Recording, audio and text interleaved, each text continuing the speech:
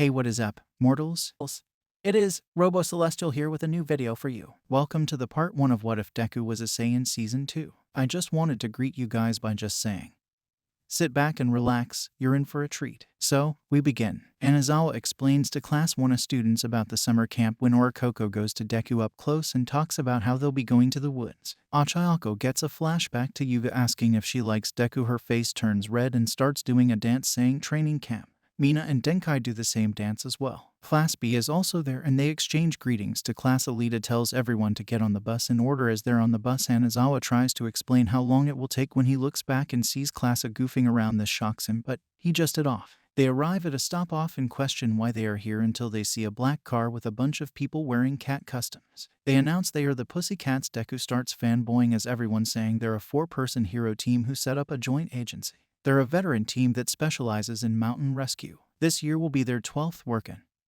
Ryuko grabs Deku's face and says, I'm 18 at heart. They point far off U equals into the forest where they'll be staying. A lot of Class 1A think they'll take the bus there until they reveal they'll have to go through the forest to make it there. They start running to the bus until the blue cat mends the ground, making them fall into the forest. They run into the beast's forest. They see a rock monster which Koji tries to calm down, but it doesn't work because made out of dirt and it's not an animal. Deku sees this and says well good luck and flies over the forest heading to the base at top speed.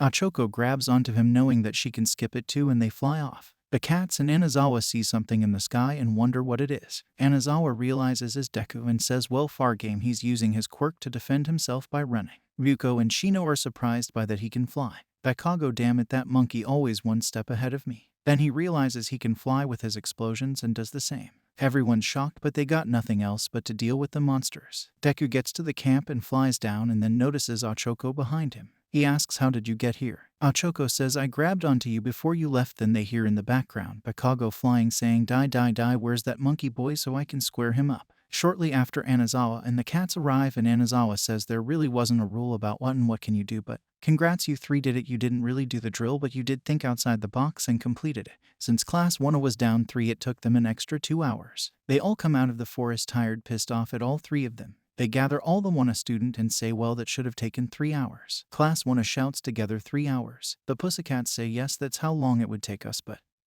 you guys did it faster than I thought even though 3 people bailed on you. She looks at Bakago, Deku, and Achoko. Ryuko looks at Deku, Todoroki, Bakago, and Lydia and says you have a tail just like a cat and says and the rest of you acting without hesitating. You'll be fine in 3 years, I'll call dibs, and starts screaming Deku. Anazawa says Mandalay, has she always been like that? She replies, she is a little bit desperate since she's around the suitable age for you know what. Deku says speaking about a suitable age he points to Koda and asks whose a kid is that? Monodally says that's not our kid, it's my cousin's kid. They say come on Koda, greet them, you'll be with them for the next few weeks. The echoes of the interaction between them, Deku cuts off his tail so she wouldn't go after him and realizing if it happens again who knows what will happen. Deku introduces himself and Koda tries to punch him but he doesn't flinch and hurts his knuckles. He says I don't like heroes like you, crying a bit from his knuckle hurting from punching Deku. Next day you get training of all the Class 1 student and Deku is training with Yawara. Yawara says give it all you got to come on, try to throw a punch. Deku throws a punch but he bends his back over similar to a cat dodging the attack, punching him back, but Deku is able to take it and punches him, sending him flying. He grips onto the ground and says truly worthy indeed, now let's kick it up a notch. Later that night Deku sees Koda walk away alone. He brings him some food trying to talk to him, but then Koda explains that he is quirkless and his parents' death and says nothing else. Deku is glad he finally cough up some talk and heads back to camp. Meanwhile, the League of Villains is planning their attack on the forest. Next day, more training. Iwara walks up to Deku saying in a scary voice, where's your plus ultra? Deku sees this and says yes and runs. As the next night, they go into the forest. The wild pussycats start that Class B will be the scarers and Class A will leave in pairs every 3 minutes. They say each of the Class A will be choosing numbers on paper to decide who's with who. Deku realizes someone will be alone. Everyone in the forest starts smelling a weird gas that's poisonous. One of the pussycats smells this and then sees blue fire on the mountain. Villains start popping out of the forest after each and every student. Anazawa takes the failing students to a room but then gets an alert for all teachers to get to camp. Anazawa walks out and Dabai Sucker punches him with blue flames. Deku is back with the other Yawara, Ryuko, and Shino deal with the two villains that injured Tomoko. Deku says let us fight, who knows what the other students are in. The wild pussycats say yes and send a signal to everyone that they're able to use their quirks. Deku powers up Jasu Jujutsu X4 to quickly knock out both of the villains, which surprise the wild pussycats. The wild pussycats tend to Tomlinson. Then Deku, he realizes Kota might be in danger at the place he usually goes and dashes off back towards him. Kota encounters Muscular and he reveals that he killed his parents, which frighten and anger Kota. Muscular is about to attack, says I'll end your life as I did to your parents, aha. But suddenly Deku jumps and grabs Kota from Muscular attack. Deku realizes that his phone broke from saving Kota, so now he has to deal with Muscular himself. He powers up and gets in a battle stance saying everything will be alright, Kota. As Todoroki and Bakago are walking with a student, they see someone on the ground with a bloody arm next to him.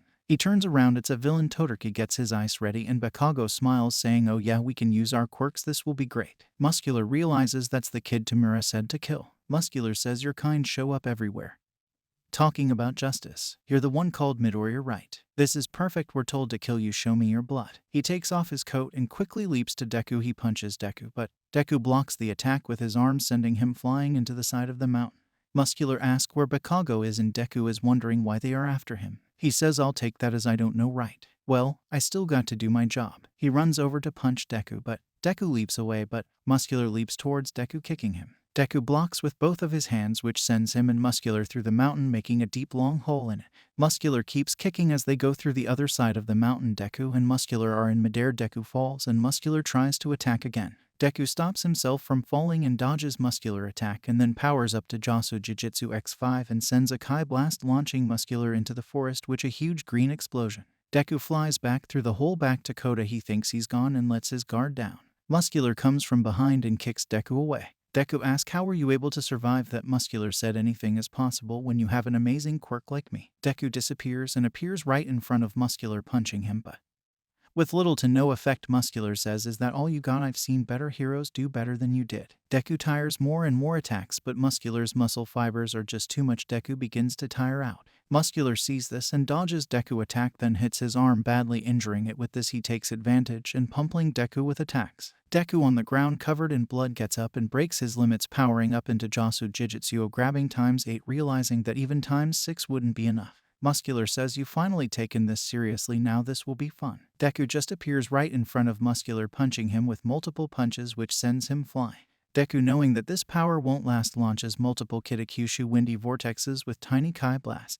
Muscular dodges them all, running towards Deku. Deku fires off a Kyoto blast, which Muscular runs through the large Kai and then slams into Deku, then heading up into the air and then smacking him down to the ground with full force. Deku, badly injured and exhausted, Muscular grabs Deku by and lift him up, saying a speech and then about to land the finishing blow. Kota throws a rock and says leave him alone, which pisses him off. He drops Deku and grabs Kota. He walks near the ledge saying, just for that I'll kill you first, just like your parents. Muscular throws Kota into the ledge saying, well, I guess my job is halfway done. Deku sees this, enraged and motivated. He feels a strange power in him. He gets up, which Muscular says, well, you're ready for round 2. Deku says, yeah.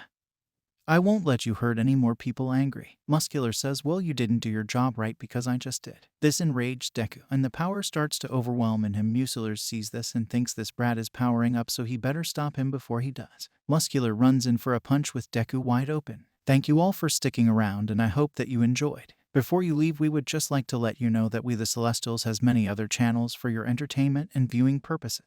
All the information you'll need is right below here in the description. So feel free to check out all the other incredible projects our team creates. Secondly, on behalf of We The Celestials, I'd like to thank everyone involved in the production of today's awesome content. Their details will be in the description below. That's all for today's video. So goodbye and have a divine day.